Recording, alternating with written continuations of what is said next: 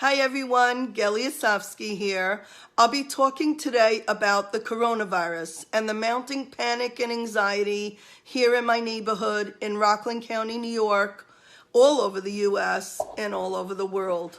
All of us are very stressed out about the coronavirus, this fast-acting virus that's like shutting down neighborhoods, putting people into self-quarantine, and really, really impacting us and our societies and how we live. Right near us in New Rochelle, we have people in self-quarantine. We have the National Guard there. In Teaneck, as of the weekend, 40,000 people are being asked to self-quarantine. This is real. So we need to have a discussion about how to talk about this with our families, with our children, to slow down the panic, give ourselves the facts, and help our families stay centered.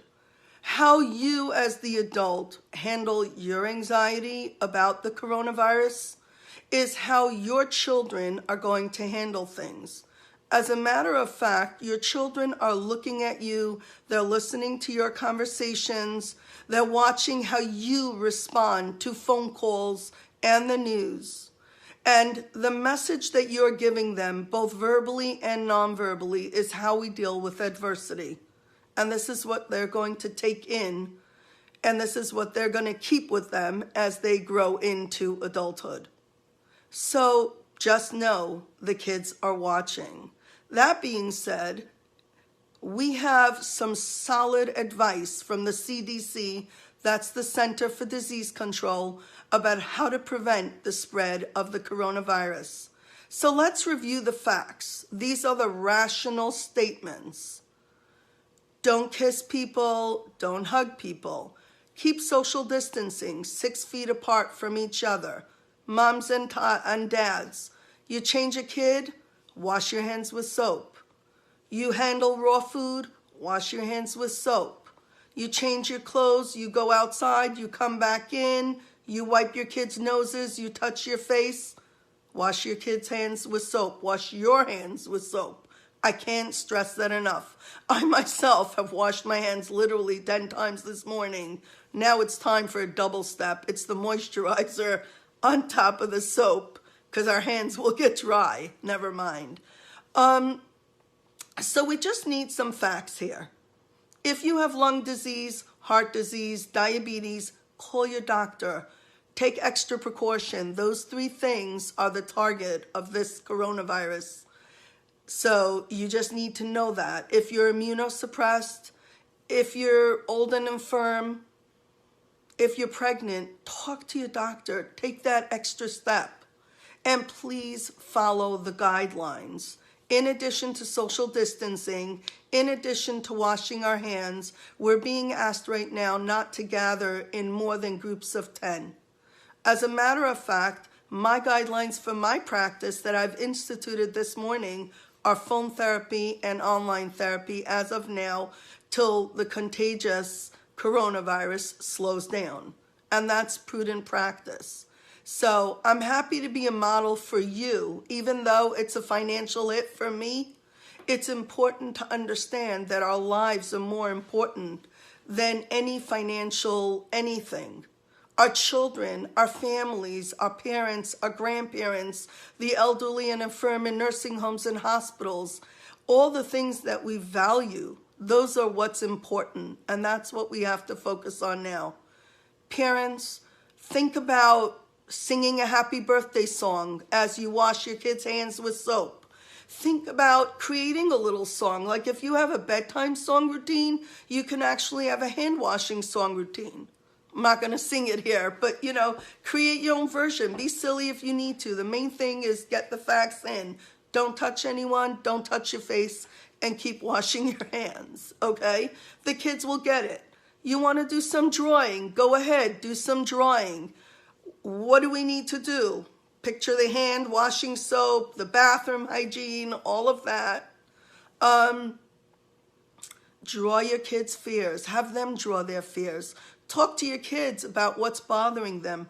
Don't shame your kids for having emotion.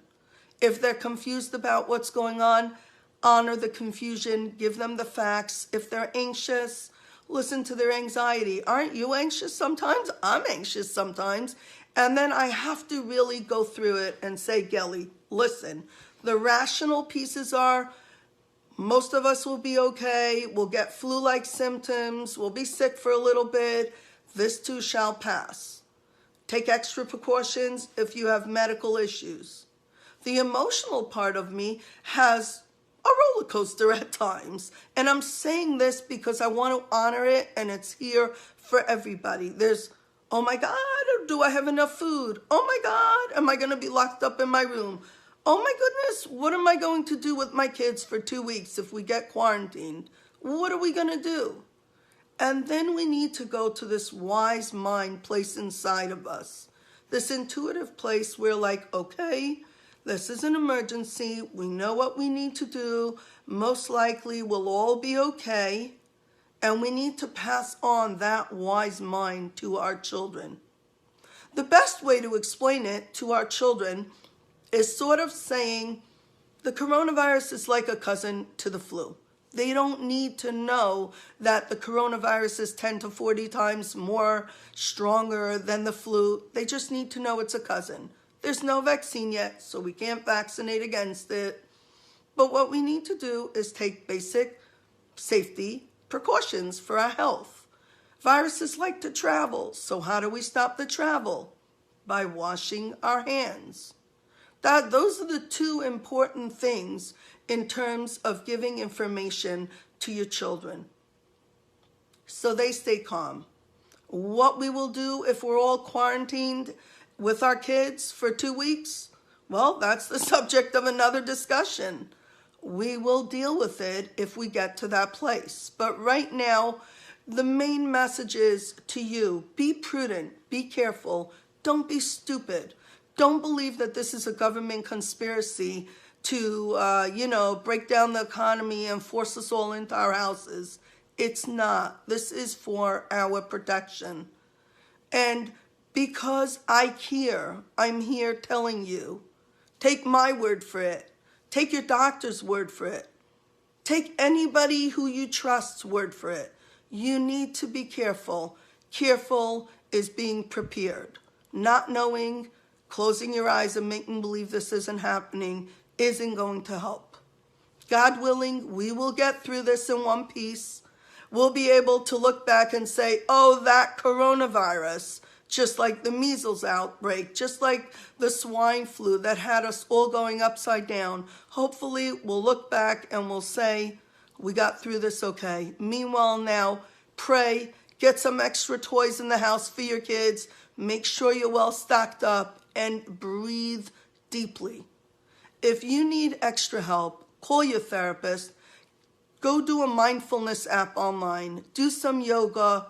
Talk to your loved ones. Try to stay calm.